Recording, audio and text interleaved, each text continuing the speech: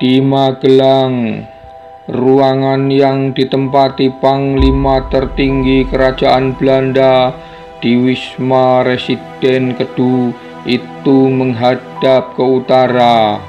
Kedua daun pintunya yang tinggi dibuka untuk mengurangi aroma lembab musim penghujan. Lubang angin-angin di atasnya berukir lambang singa Belanda. Dari jendela gedung yang tanah landasannya membukit itu, penghuni ruang bisa melihat bahwa pengerjaan parit pertahanan yang mengelilingi wisma sudah hampir rampung. Beberapa meriam sudah dipasang dalam formasi membusur melindungi bangunan utama. Lebih ke bawah lagi terdapat rumah-rumah penduduk beratap sirap rumbia. Sementara nun di barat laut, aliran Kali Progo yang berkelok dengan sebuah tanjung cukup luas menjorok ke tengahnya menyoklat membawa lumpur pegunungan yang terkikis derasnya hujan. Ringkik kuda dan decit roda pedati masih sesekali meningkahi suara para pekerja yang memasang tenda dan membuat barikade. Kota kecil yang tenang di kaki Gunung Tidar ini tiba-tiba riuh oleh kedatangan ratusan serdadu Belanda. Makan siang baru saja dihidangkan, baik di barak maupun di ruangan komandan, tapi matahari masih tetap bersembunyi di balik awan. Dalam susunan menu hari itu hanya ada roti berjamur, mentega tengik, kering daging kalkun yang alot, telur rebus, dan frikandel sejenis sosis khas Belanda. Andai bukan karena sebotol Constantine wine yang disiapkan di meja sudut untuk minuman, tidak akan ada lidah Eropa yang sanggup memakan ramsum yang separah itu mengerikannya. Mynheer Jenderal, ujar Mayor de Stoors yang memberi salut lalu melangkah masuk ke ruang kerja atasannya dengan pakaian dinas resmi tersetrika rapi. Surat perintah dari Batavia. Komisaris Jenderal Dubus, tanya De Kock sambil tetap dengan santai mengiris-iris frikandel di piring dan memainkan garpunya sebelum memasukkan makanan itu ke mulutnya. Cepat-cepat pula dia tenggak gelas anggurnya untuk menutupi keapekan rasa. Asal kau tahu, Mayor, apapun perintah Dubus tidak akan kubiarkan mengganggu rencanaku. "Nee, Mynheer, bukan, Tuan," jawab de Stoor. "Bukan Dubus?" tanya De Kock. "Ini dari orang lain," jawab de Stoor. "What is with the hell in Batavia? Durven me bevelen?" tanya Jenderal De Kock. Apa? Jadi siapa di Batavia yang berani-berani memerintah kepadaku? Letnan Jenderal Johannes van den Bosch, jawab de Stoors. Van den Bosch? Jenderal de Kock tak menyembunyikan keterkejutannya. Tunggu, bagaimana orang ini bisa ada di Batavia? Sang jenderal segera mengelap bibir dan pipi dengan kacu putih lebar yang tadi tercantel di dadanya. Menampakkan dahi berkerut, dia bangkit berdiri tergesa-gesa hingga membuat kursi yang didudukinya terjengkang ke belakang. Dengan sigap direbutnya surat itu dari tangan ajudannya. Meneer kenal dia? Tanya de Stoors. Natuurlijk, usianya setahun di bawahku, tapi ketika dipulangkan ke Nederland oleh Gubernur Jenderal Dendels 20 tahun yang lalu, pangkatnya sudah kolonel. Dan kini sepertinya dia datang sebagai Gubernur Jenderal yang baru, kata de Stoors. Oh my God, hahaha. Kau tahu, Mayor, holster kesayanganku ini hadiah dari dia.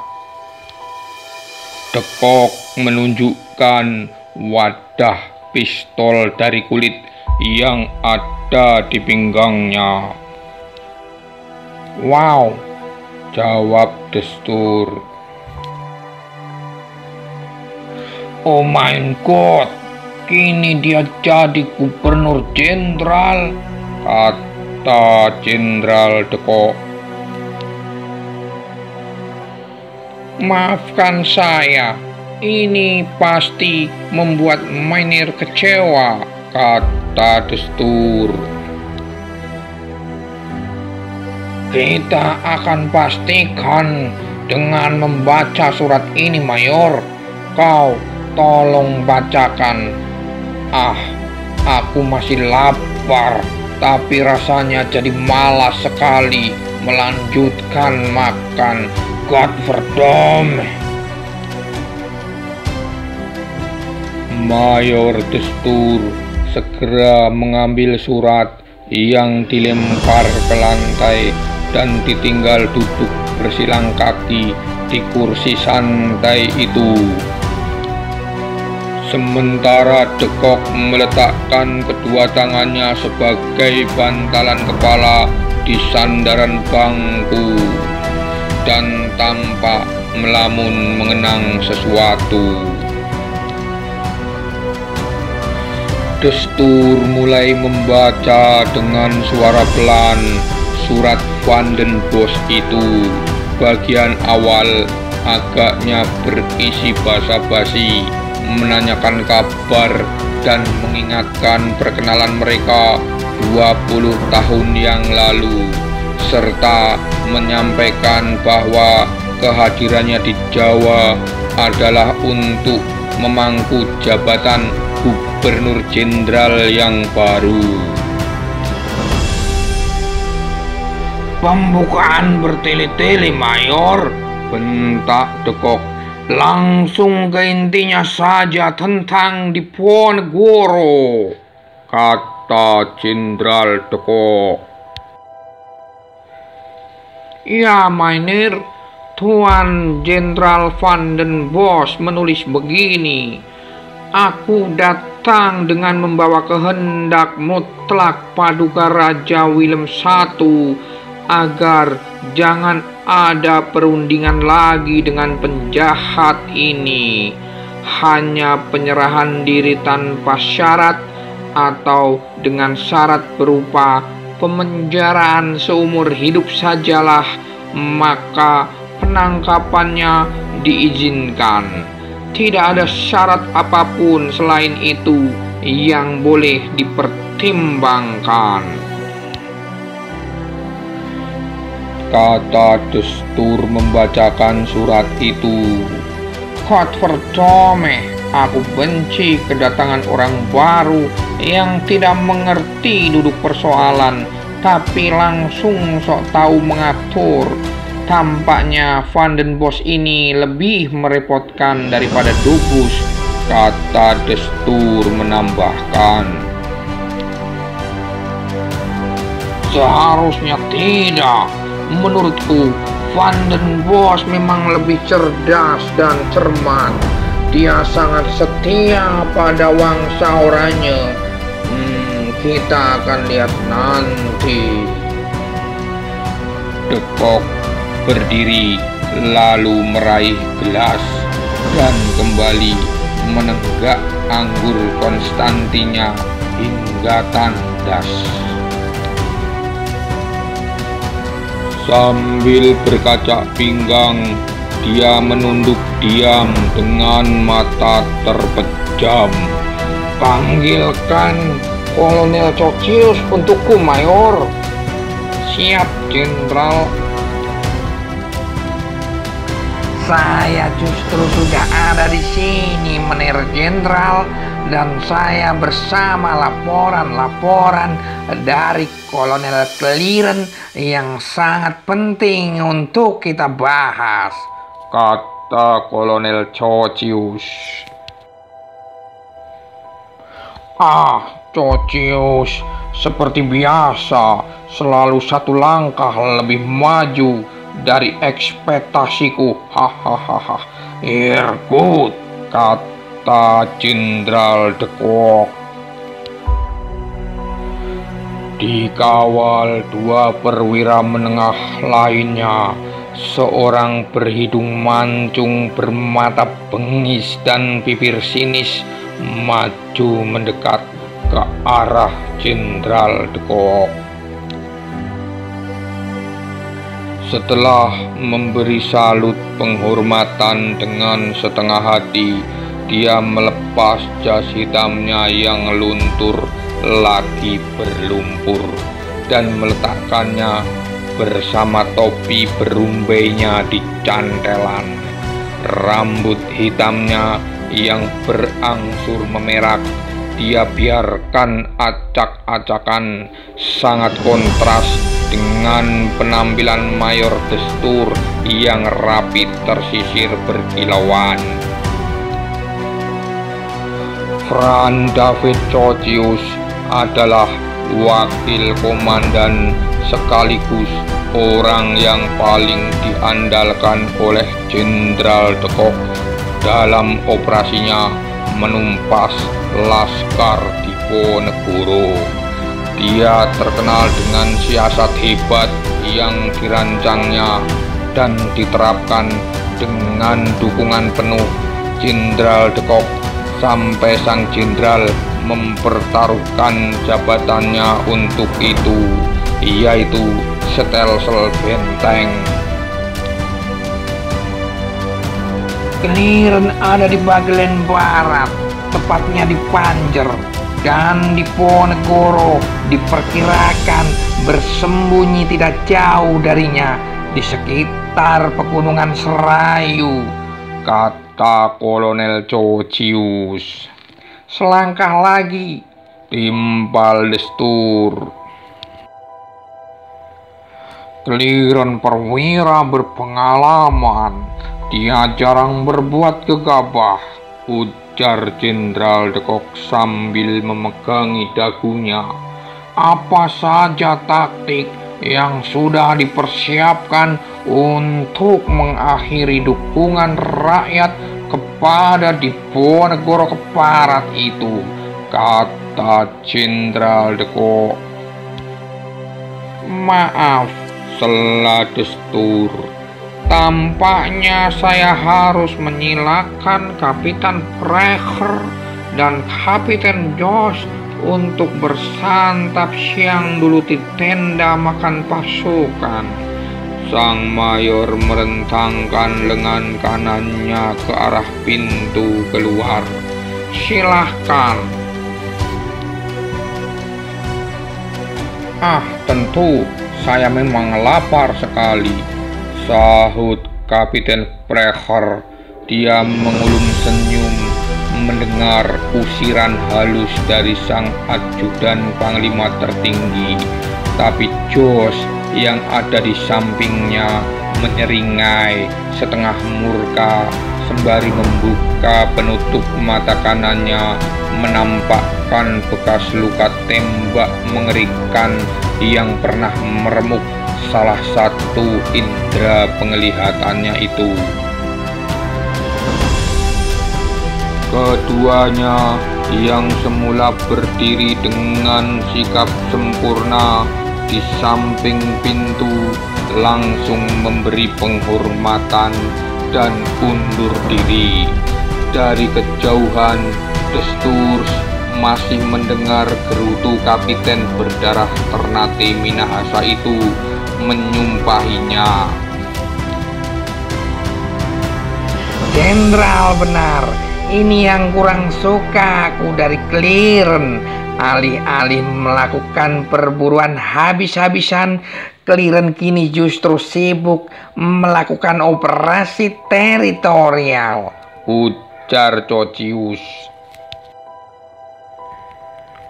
Tanpa disilahkan, dia sudah mengambil botol Konstantin wine dan menenggaknya langsung tanpa gelas.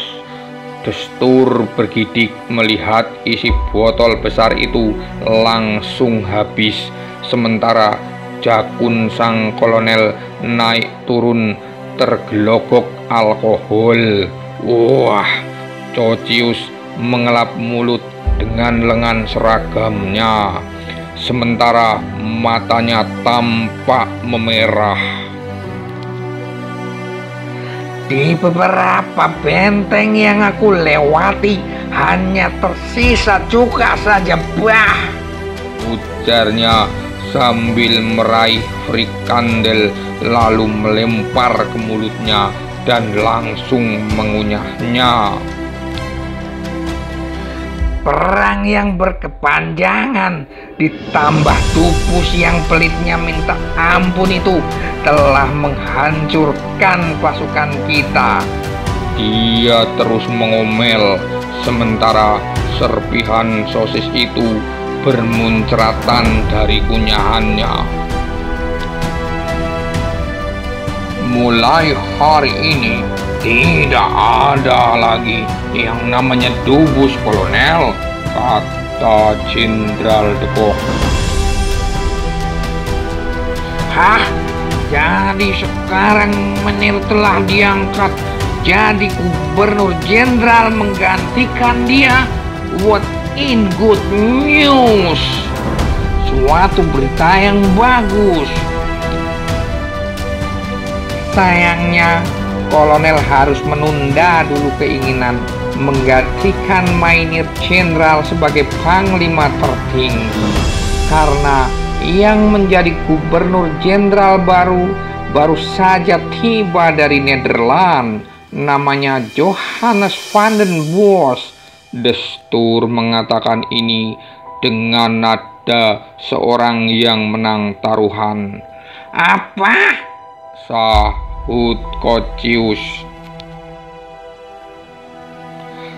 Lanjutkan dulu laporanmu, Kolonel, sergah de Kock.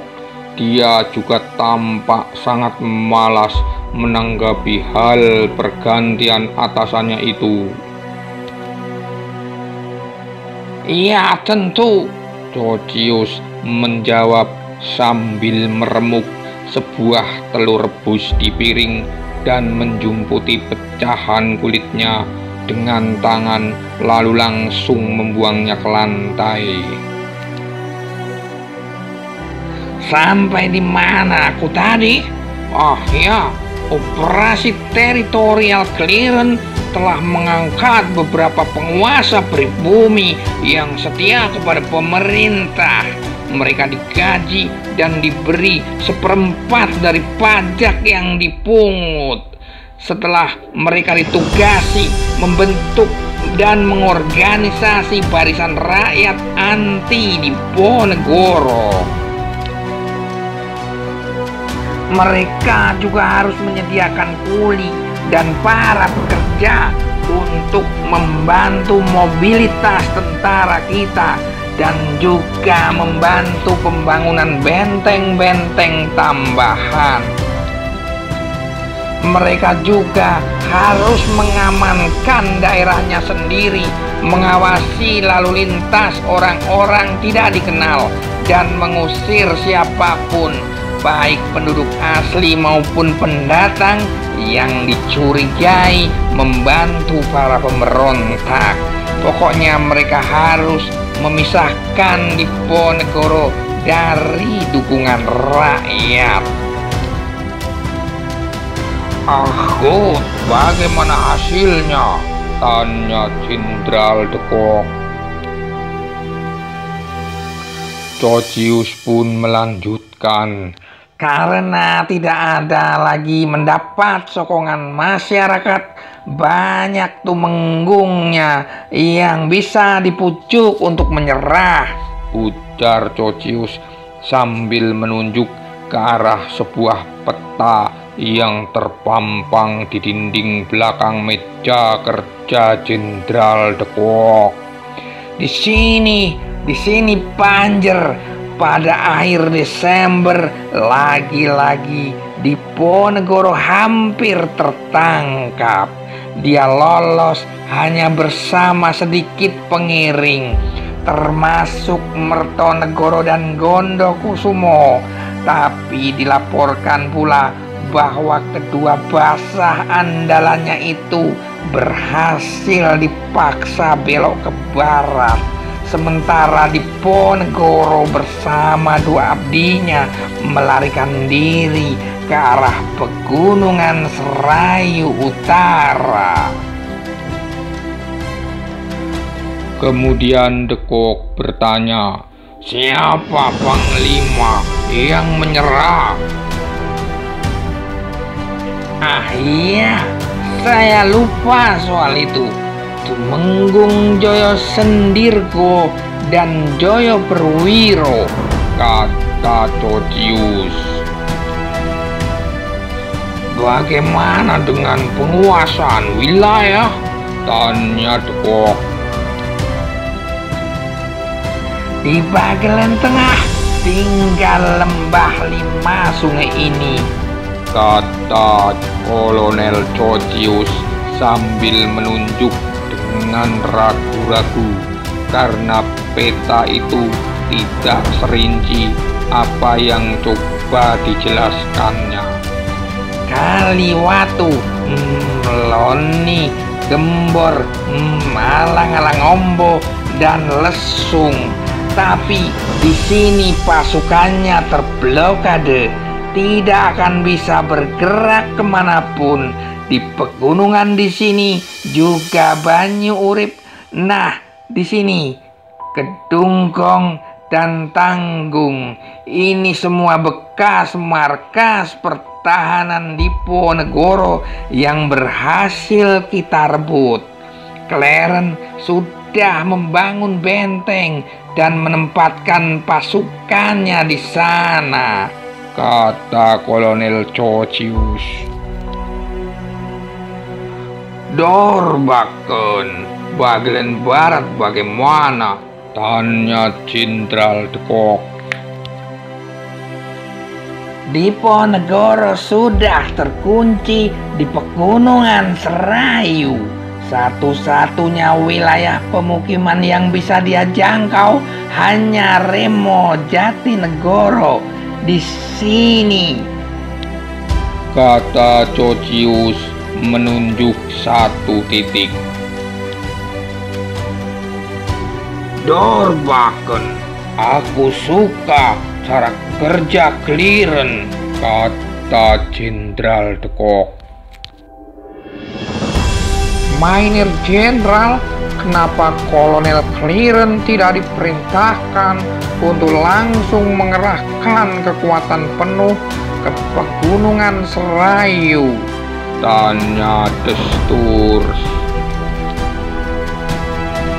Nih Mayor, kau ingat hadiah 20.000 gulden yang kujanjikan untuk kepala Diponegoro itu?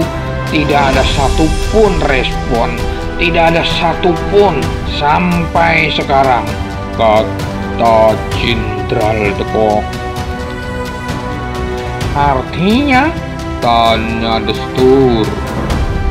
Meskipun tampaknya sudah berpihak kepada kita, sesungguhnya di hati mereka jutaan rakyat itu masih mencintai Diponegoro Keparat itu, kata Jenderal Deko. Aku setuju, kata Kolonel Chocius. Dan kau punya andil atas hal itu, Kolonel, kata Jenderal Deko. Aku? Kata Kolonel Chocius.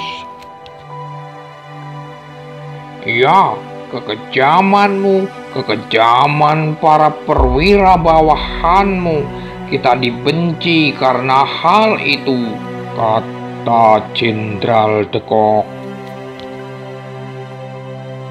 Wah, aku masih tidak ada apa-apanya dibanding Van Gin yang hobinya memendam orang sampai leher lalu membuatnya dikerikiti semut dan kecoa, juga lalat-lalat. Hah? Kata Kolonel Chocius. Verdome, untung dia sudah ditarik pulang ke Nederland. Kalau tidak, semua strategiku bisa berantakan di tangan wakilku sendiri. Ironis bukan? Kata Jenderal Deko. Hahaha, sebenarnya kami kejam saja. Orang-orang Jawa keras kepala itu masih melawan juga. Bagaimana kalau kami lembek? Kata Kolonel Chocius. Haha, itu logik kamu, Kolonel. Sebenarnya para pemberontak Flam Belanda Selatan masih lebih parah keculasan dan kekejamannya daripada orang-orang di pulau ini. Aku kagum pada sifat kesatria bangsawan-bangsawan Jawa. Jadi dengar ini, aku tidak akan gegabah menangani seseorang yang begitu dicintai banyak orang seperti Diponegoro. Aku tidak mau kita dimusuhi orang-orang gara-gara dia. Jangan lupa Menir, Clearen itu orang Flam. Aku justru orang Gelderland, kata Kolonel Chocius. Haha, kamu kejam, tapi masih punya respek pada lawan yang tangguh, kata Jenderal Deko. Dan aku perwira Zeni yang cerdas, tukas Chocius sambil menunjuk dan mengetuk-ngetuk samping dahinya dengan dua jari yang disambut dengan senyum lebar Deko, sekaligus senyum sinis The Sturs yang hanya sekilas hingga tidak disadari oleh atasannya itu. Akui, Kolonel, tanpa stelsel benteng kita memang belum akan sampai kemajuan seperti sekarang. Deko menepuk bangga bahu wakilnya dengan berdiri menyamping di sebelah kanan sang kolonel. Bagaimana dengan perintah Gubernur Jenderal? Sela Destur. Oh ya, aku ingin tahu apa katanya. Kalau tidak salah, namanya Van den Bosch juga berasal dari Gelderland, Sahut Trotius. Tidak ada perundingan, tidak ada tawar-menawar apapun, hanya penyerahan diri tanpa syarat atau penangkapan mutlak, kata Jenderal Deko. Sama dengan pendapatku. Hanya aku lebih suka kalau pangeran pembuat onar itu dibunuh saja, kata Kolonel Trotius.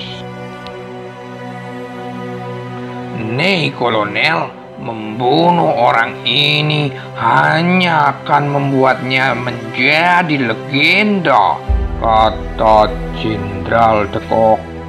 Aku masih tidak mengerti jalan pikiran jenderal, kata Kolonel Trotius.